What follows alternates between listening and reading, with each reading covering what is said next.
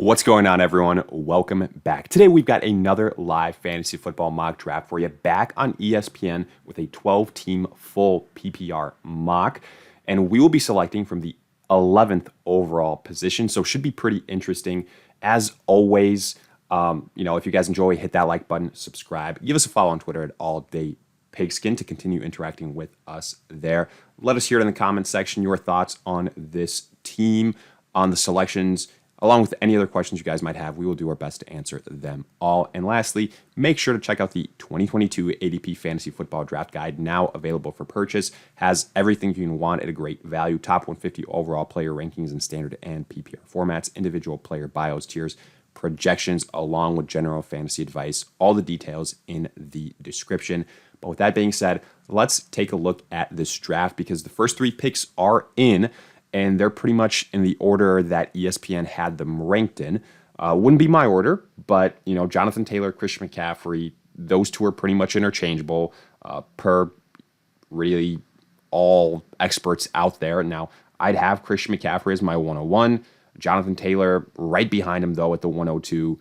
Really just kind of depends on what you want. Do you want the potential home run hitter type of aspect with McCaffrey in those PPR scoring formats, or do you want more safety with Jonathan Taylor? Then Cooper Kupp. This is where it gets to me disagreeing with these selections. Cooper Kupp at the 103. You still got Austin Eckler. You still got Dalvin Cook. You've got running back galore, and you're going with Cooper Kupp. So I think there's going to be regression there. I would have gone running back. Then Derrick Henry. Again, Henry going ahead of really any pass-catching running back in a full PPR league like a Dalvin Cook and Austin Eckler. I think you can make a case about guys like an Aaron Jones and Alvin Kamara, DeAndre Swift. That's a little bit of a head-scratcher. Then Justin Jefferson. Again, a little bit, two wide receivers in the top 5 picks. I'm passing on that. Then you see Austin Eckler, really good value, Jamar Chase, Dalvin Cook, Najee Harris, and then Devontae Adams. So that leads us here to, two pretty quick selections. And, I might switch it up here a little bit. I might go with a wide receiver to begin with. I'll go with Stephon Diggs initially. He's my highest ranked wide receiver at this point in time. In fact, I would have drafted him I would have drafted him ahead of Jamar Chase, right there alongside Devontae Adams. And the reason I went with wide receiver, primarily because I know that after that, I'm going to be able to get one of these couple of running backs, whether it's DeAndre Swift, whether it's Joe Mixon, or Aaron Jones. I really like all of them. I think they can all be RB1s. And, whereas with the wide receiver situation, I think there's a pretty big kind of drop off if you look at tiers after these top 5 guys are all off the board. So, I'm out on Debo. I'm out on, just looking at some of these other names. Like, I don't mind CeeDee Lamb, but I think Stephon Diggs is a lot safer. So here we've got a choice to make, like Joe Mixon, Kamara, and then probably Aaron Jones. I'm going to go with Aaron Jones here. Saquon Barkley is also an intriguing name, but I'm going to go with Aaron Jones. I think he's going to get huge usage in the pass-catching aspect of all of this. And I've said it before, like in full PPR formats, Aaron Jones, I think, is worthy of a top 5 selection in fantasy drafts. So I'm sticking to it, and I'm perfectly fine having him as my RB1. Probably in order of preference, if I hadn't gone Aaron Jones, it would have been, Joe Mixon, then Saquon Barkley, and then Alvin Kamara. But again, the Alvin Kamara situation is such a tricky one because no one really knows what's going to happen with that suspension side of it. We're still waiting. We still don't know. We'll definitely have a breakdown of the suspension when it comes out, if it comes out. And, if it's been a decent amount of time without any news coming out, we'll dissect whether you should be drafting Alvin Kamara at all in the early parts of your drafts. But looking at these next couple of selections after Aaron Jones makes sense. Joe Mixon, Leonard Fournette, then Deebo Samuel. I said again, I'm out on Deebo Samuel. I think he's going to have big-time regression this year, especially if Trey Lance is the quarterback for the majority of the year. Then you see Javonte Williams, another guy that I really hate in the second round, really even in the early third round. To me, I don't know how you can be taking Javonte Williams when, James Conner is there, when Saquon Barkley is there, when Ezekiel Elliott is there, even when Travis Etienne is there. So hopefully one of those guys maybe drops to us. I think Etienne very well could in the end of the third round, even though his ADP has been skyrocketing. And, I just kind of released my top breakouts at every single position. And Travis Etienne for the running back position was the guy that I highlighted. So I do think his ADP is going to continue to rise. I wouldn't be shocked if he's an early third round selection come August, September. So the question is, are you willing to pay that price? Personally, I am. I have him as a borderline top 12 running back. So if I can get him here at the end of the third round, I would be very, very happy. Now, what else happened after that Javonte Williams selection? You see CeeDee Lamb, you see James Conner, Nick Chubb. There goes Alvin Kamara at the end of the second round. I think that's going to be pretty typical. If you're doing a live draft like we are here, people are going to be, knowledgeable about the suspension. They're going to be worried about it. And that's why Kamara is going to be dropping. Then you see Mike Evans, good value for him there, good value. Well, I'd say depending on what happens with Chris Godwin, there's a lot of different reports out there, whether he does or doesn't play the start of the season. If he doesn't, then Mike Evans, huge, huge value. And if he does, then I would have Chris Godwin actually ranked ahead of Mike Evans in at least PPR formats. And then I would kind of, probably decrease their projections a little bit because they're going to be playing up one along the other for the entirety of the season. Mark Andrews, the first tight end off the board. I don't like that. I'd have Travis Kelce, the number one guy. And the fact that Kelce went with the second pick in the third round, tremendous value. Terry McLaurin with the first pick in the third round. I know he's getting a quarterback upgrade, but I think that's a bit of a reach considering you still had guys like Keenan Allen and T. Higgins, just to name a few, hell, maybe even Michael Pittman. So I don't necessarily love that selection. Cam Akers with the third pick in the third round. I hate that. Him going ahead of Saquon, ahead of Ezekiel Elliott, ahead of David Montgomery. I think he could potentially be one of the biggest busts this season. I'm completely avoiding him. But let's look at what's available for us because we'll be on the clock here. Other names that went, Saquon, Keenan Allen, all great values. Zeke, David Montgomery, T. Higgins. So now we're in a situation here where we could go wide receiver. We could go running back. Let's see where Travis Etienne falls on these rankings if they've been updated. So Etienne is at that 53rd spot. And, looking at all these running backs that are available for us here, it's by far, at least per my rankings, Travis Etienne is the next best available choice. So because I want to land, a viable running back two, I'm going to go with Travis Etienne here, even though the better value would probably be going like a Michael Pittman, something like that. So as long as I don't get sniped on Travis Etienne, I'm going to nab him right here. I don't want to risk it. I know for a fact he wouldn't get back to me in the fifth round, essentially waiting 20 picks. So this one is pretty easy. I'm going to go Etienne and then probably going to go a wide receiver just because I think then there's a big drop-off in running back talent. If somebody like Ezekiel Elliott had dropped to me or a David Montgomery, I would have probably gone Montgomery, then Etienne. So just loading up on the most important position didn't happen, but it's all right. We'll still get one of the two guys. We're going Etienne here. I don't like J.K. Dobbins in full PPR scoring. I don't like Breece Hall with the Jets situation and on an offense that is potentially unproven. With a quarterback I don't believe in. Now, there goes Michael Pittman. I'm a little bit bummed out about that because he would have been the guy that I was really hoping would fall to me. Doesn't happen. I don't regret it, though, because, again, if you're telling me there's an equally high of a risk of Travis Etienne not making it, I'd rather go with the running back. Looking at other choices that we have here at running back, like Josh Jacobs, I don't know what's going to happen with him this season on a contract year, yes, but the pass catching upside, not there. Antonio Gibson, it's like a running back by committee situation there. Elijah Mitchell is the intriguing guy. If he makes it back to us in the fifth round, then I'd probably go with him. Now, let's just go back to wide receivers.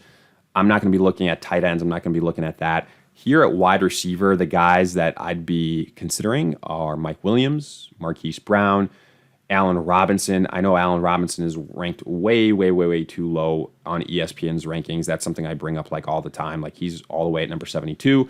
So I'm going to just hope that he can make it back to me. I'll go with Mike Williams here as our next selection. I like his upside playing alongside, Justin Herbert, playing alongside Keenan Allen. I would have preferred somebody like a Michael Pittman. I think he has a higher floor in PPR formats, but it's okay. I'm not too mad about Mike Williams either. Other selections at wide receiver that I was looking at, Marquise Brown. Chris Godwin could be, again, a steal here, but you never know what's going on with that situation. We need some more clarity. Other names, Allen Robinson, again, I have him ranked very, very high, but I'm just trying to take advantage of this incredibly poor ADP sorting on ESPN's part. So we'll see if that burns me or not. I think we have a chance to land Allen Robinson in the 5th round, which I would be very, very happy about. I think right now, honestly, kind of just looking at this roster, we're drafting a fairly solid team, some safe players like Aaron Jones. He's going to get the pass catching work, so it makes him a very safe choice in PPR. Travis Etienne with no James Robinson there, I think he's a very safe selection. Stephon Diggs, again, probably won't be a top 2, top 3 wide receiver, but he'll be in the top 5 range. Mike Williams had that big breakout season. At this point, I think you'd call him our riskiest pick, which I don't even know if that's the right phrasing, just because, it's in the 4th round. And yeah, so there's that. But right now, I'm looking at let's quickly look at all the positions that are left and the value picks that are out there. Marquise Brown stands out. I think Elijah Mitchell is still on the board, so he's intriguing. So I should mention, none of the top tight ends in Darren Waller or George Kittle have been selected. And if I can get them at the end of the 5th, early 6th, to me, that's really, really good value. So the only question becomes is, which one do you prefer? Do you prefer Waller? Do you prefer Kittle? With Kittle, he maybe has some more injury concerns, while Waller, people are saying, okay, he might be like 3rd on the pecking order for the Raiders, even though I don't think that's going to be true. I think he's going to be 2nd behind Devontae Adams. So, we just had a little bit of the reason I say that is because we had Jameis Winston go at the end of the 4th round. I don't know if that was a misclick. I don't know what that was, because the next pick made sense. It was Juju Smith-Schuster, so no idea about that, but I had to call it out because, it just doesn't make sense. And I'm trying to see if there's any other crazy picks that we missed, but no, there aren't. I've been tracking it. After our Mike Williams selection, you saw Kyle Pitts, way too early, again, in my opinion, shouldn't be going ahead of Waller or Kittle. Then J.K. Dobbins, Jalen Waddle, Amon-Ra, Josh Allen, Breece Hall. Dalton Schultz going ahead of George Kittle and Darren Waller is weird, but people are hyping him up, so I guess it kind of makes sense. Josh Jacobs, Courtland Sutton, then that Jameis pick, that makes 0 sense. Juju, DK, Brendan Cooks, Marquise Brown, Darnell Mooney, Patrick Mahomes, Antonio Gibson, Justin Herbert, and then Amari Cooper. So right now, let's again quickly look at this situation at running back. Elijah Mitchell, well, that makes your choice here a lot easier. So one thing that I know is that this team after us won't select 2 tight ends. At least I wouldn't think so. So I'm perfectly fine if they select Kittle or Waller, then we just take the leftovers. So here I'm just going to go Allen Robinson. I mentioned him before. It would have been a little bit of a tougher situation if it was between Allen Robinson, Elijah Mitchell, and then one of those tight ends. I would have to think about it a little bit more. But now it's a lot easier. Elijah Mitchell isn't really on the table for us. So we get to move on. Quarterbacks, Lamar and Kyler Murray are still there. I realize that if I pass up on one of those 2 guys now, then we won't be able to land either in the next round, but I'm okay with that. I'd rather get one of these difference-making tight ends. So, basically the quarterback position is a lot deeper than that of the tight end position. So the fact that I can get Darren Waller here or George Kittle at the start of the 6th round is very, very exciting. And this is exactly what I figured. I figured one of these 2 tight ends would go, and then we would just get the leftover. And I'm perfectly fine with that. I have both these guys ranked very similarly, so we're just rolling with George Kittle. Pretty easy selection here. So let's continue on. And right now, again, I think we're building a very, very solid team. The one thing that I will say is I don't like our running back depth. After Aaron Jones and Travis Etienne, if there's an injury there, we're going to be in trouble. Now, because of that, we did land some other solid depth pieces at wide receiver, especially, and then a tight end, Diggs, Mike Williams, Allen Robinson. Ideally, what would have happened is in the third round, we would have had somebody like let me think. Yeah, Ezekiel Elliott, David Montgomery dropped to us, and then we would have gone Travis Etienne with our fourth round selection. So instead, what we ended up doing was we ended up taking Travis Etienne in the third round, then Mike Williams in the fourth. But if it would have been, in that case, Zeke, Travis Etienne, I would have liked that a little bit more so. And then having Stephon Diggs, Allen Robinson, and then George Kittle. So basically the only difference being having Zeke or David Montgomery instead of Mike Williams. And I would have much preferred that. But either way, I can't get too mad at this roster. I think we're doing very, very well. And I think we've officially can identify the issue of that selection of Jameis Winston. It looks like we've got a Saints fan in the draft because we've got the Saints defense and then Mark Ingram being drafted at that point in time. So, yeah, we're starting to put two and two together. After our George Kittle selection, you see Lamar Jackson, A.J. Dillon, Miles Sanders, Gabe Davis, another guy that I hate his ADP rise. Chris Godwin, Cordero Patterson, Jalen Hurts, Jerry Jeudy, Kareem Hunt. Then, yeah, they're running the Saints players. Again, I wouldn't say it ruins this draft because we, for the most part, have had pretty accurate selections. And I feel like there's going to be some just homer in every single draft that you see, or in a lot of drafts that you see where they just pick players from their favorite teams. And I feel like it's a no-brainer, but hey, I mean, you see it here, so might as well mention it. Don't do that unless it lines up or where you should be drafting them. There's rankings and ADPs for a reason. You don't have to go out of your way and overdraft those guys. They'll be available in the later rounds, and you don't want to stack too many people from the same team. So, with that spiel out of the way, we can turn our attention back to the draft. Unfortunately, like I told you guys before, Kyler Murray was going to be selected. He goes in the 7th round. That's insane value. I was hoping Michael Thomas would drop to us. I would have liked that upside. Then Joe Burrow, Hunter Renfrow, Rashad Bateman goes, another guy that I was really, really hoping would potentially drop to us. Doesn't happen. Let's take a look at running back here. And guys that I'm looking at, Tony Pollard. I don't have Zeke, so I don't necessarily love the selection. Melvin Gordon is somebody that's intriguing, but I can get him later on. So I'm just going to shift back to the wide receiver. We've got George Kittle, so I'm not worried about that. Here, honestly, what I'm looking at is maybe a DeAndre Hopkins, a suspended DeAndre Hopkins, but I don't love that either. Let's just go with the quarterback. Let's just go.